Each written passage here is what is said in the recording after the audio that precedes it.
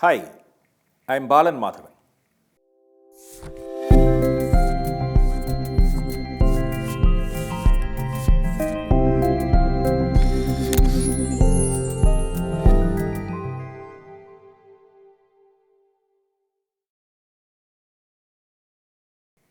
In this episode, we are discussing a very popular and interesting subject. Today, we are talking about studio portraiture or fashion photography.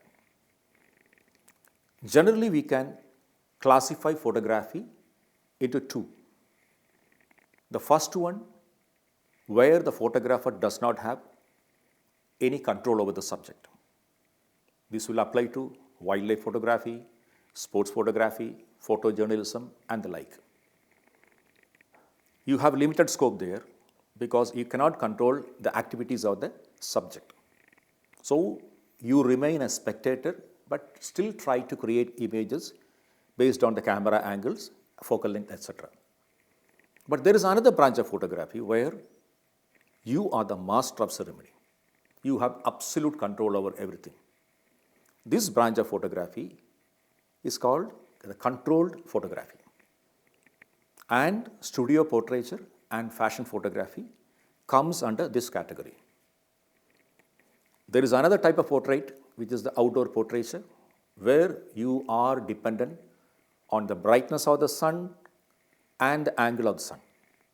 But inside the studio, you are the master of ceremony. You have to control everything.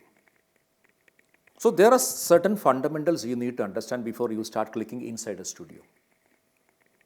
What are the requirements?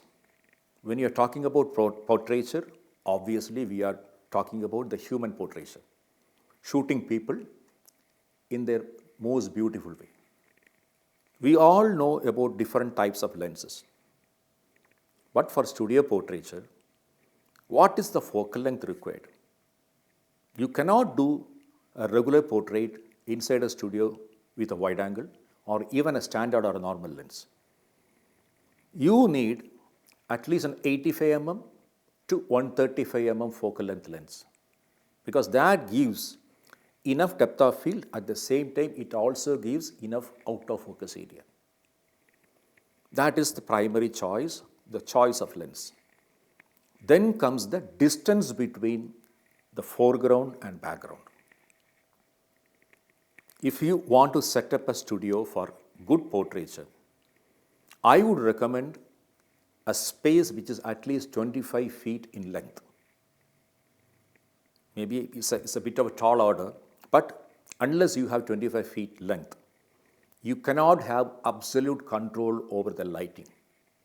Obviously, there is a background where you put a background. Then from the background, what should be the distance to the subject? It is already proven that unless you have at least 8 feet of difference between the background and the subject, you cannot have control over all the lights.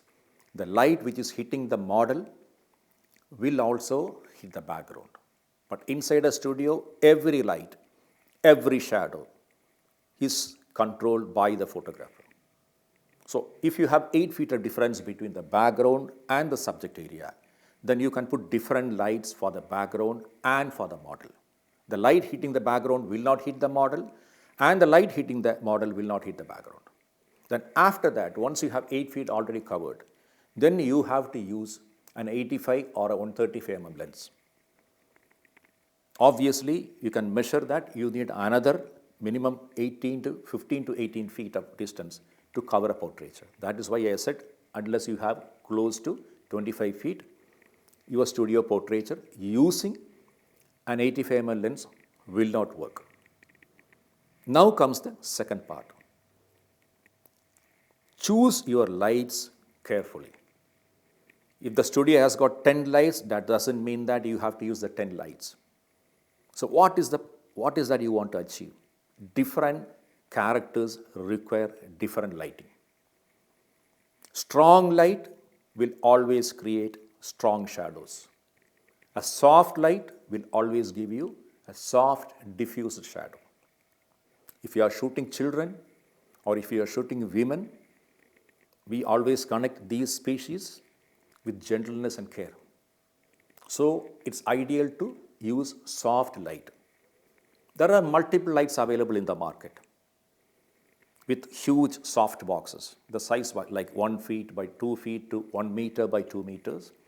Each light has got a purpose. And every light need to be measured by the photographer before he starts making pictures. Every light need to be, because once you have put a light on the right side, it means it's creating a shadow on the left side. So how do you compensate this area? You can use another light to replace that, or you can use a reflector or a thermocol sheet, whatever it is, even a white card. So this way, each light, the intensity of each light and the shadow intensity need to be controlled by the photographer. There are 3 positions for lighting as well. You can start with the primary light. Inside the studio, the main light which falls on the subject is called the key light. So first position your key light and observe. If you have a light meter which measures the light falling on the subject, well and good. Otherwise, you measure the first light. Once you have measured the light, that should be the prime light. Then you start adding lights or reflectors from other sides to fill the shadows. Sometimes if you need a strong shadow, then leave the other side. But if you want to fill the shadows, start using other lights or give reflectors. Then comes the backlighting. The backlighting is about primarily for the head and shoulders. But this will give us separation because we need to separate the subject from the background. Imagine a person who's sitting in the chair like me with black hair and he is wearing a black jacket. And the background is also black. Then what will happen if you don't do the lighting properly? The black hair and the black jacket will merge with the black background. So you lose the separation. So how do you achieve the separation? You achieve the separation between the subject and the model by giving controlled lighting. Sometimes deliberately giving reflections. A light bouncing off the jacket can actually separate the subject from the background.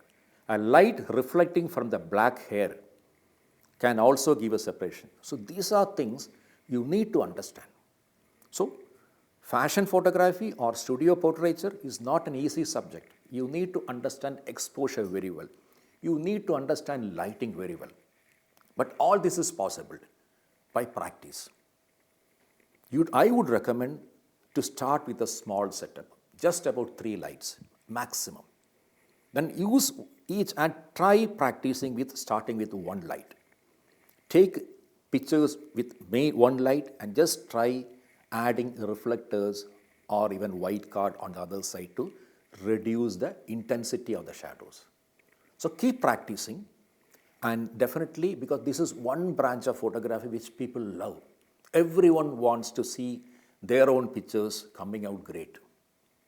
And if you understand studio portraiture well, you are going to be a star in your community because people will love you for making them look good.